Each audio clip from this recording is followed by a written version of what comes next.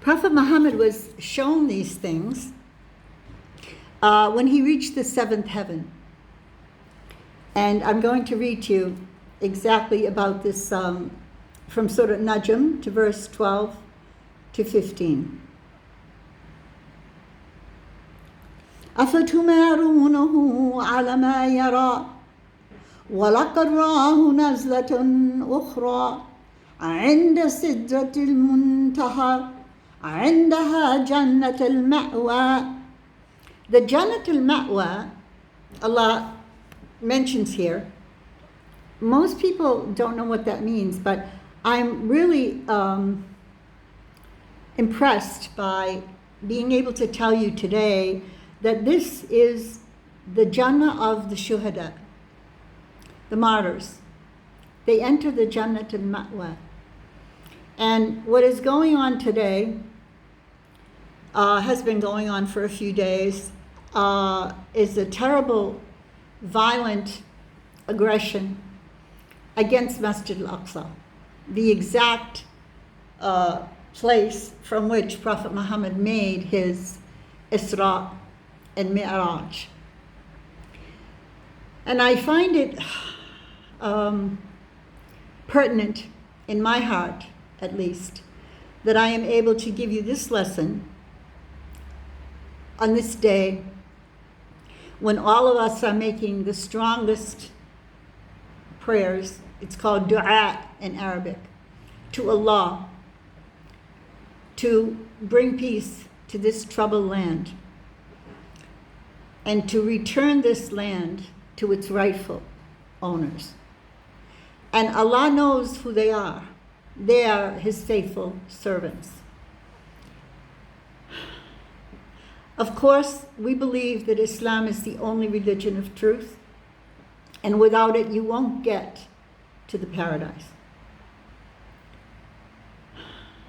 I often wish that there would be an opportunity for the Palestinian people, and even, yes, I won't just say the Jewish, I will say all of them, the settlers as well.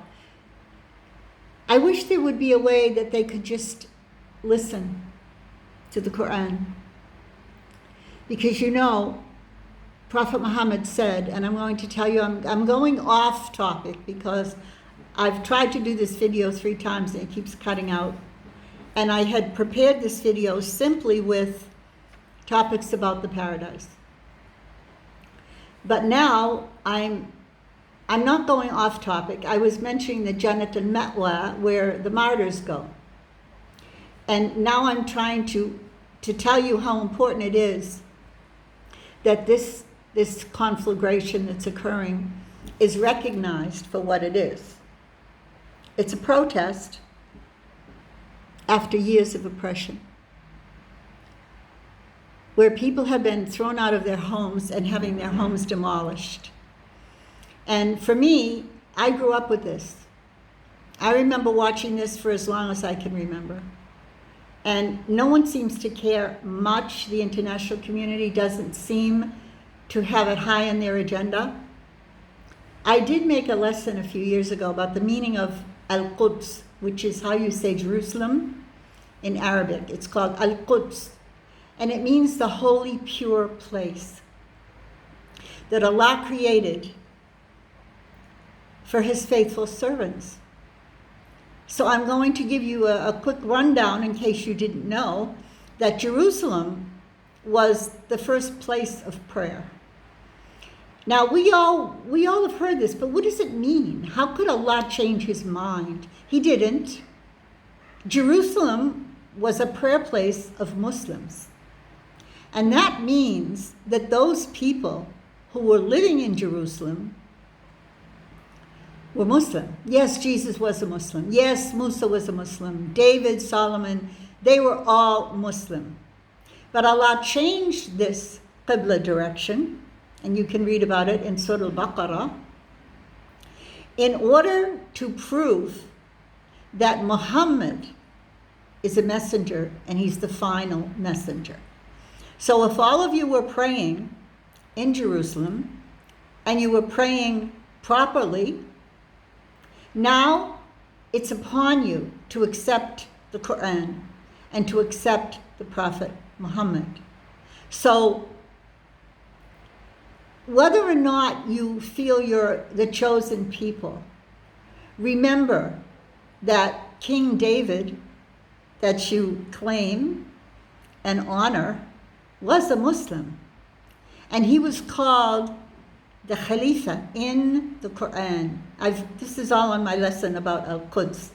Go to my YouTube channel, Diane47, and look for the two lessons. One of them is Allah's name, Al-Quddus, and then there's another lesson about Al-Quds, about Jerusalem. And I should probably have to make another after Ramadan. We only have 2 more days, and then fasting will be over.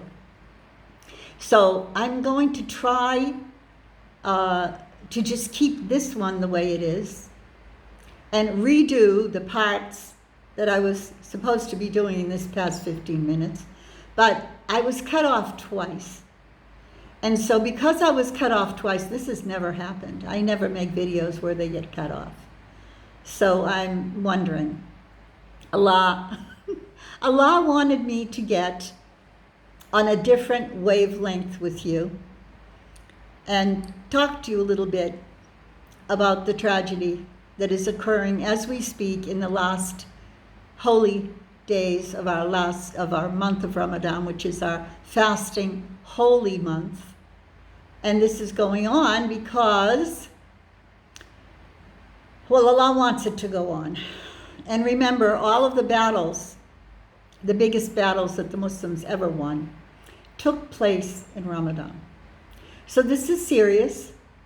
Who knows what will happen? Who knows? Last I heard, there's been rockets fired back and forth. The media, they sometimes don't tell the truth. All I know is it's 2 a.m. and this is the time I should be praying, The last 10 nights are the nights where they should be filled with prayer. But I pray, but I want to do this. I feel it's important that I finish the lessons that I told you I'd give you because I like to keep my word. So I'm going to cut off this one. I'm going to cut it off. Whoever these, no, there's no power but Allah.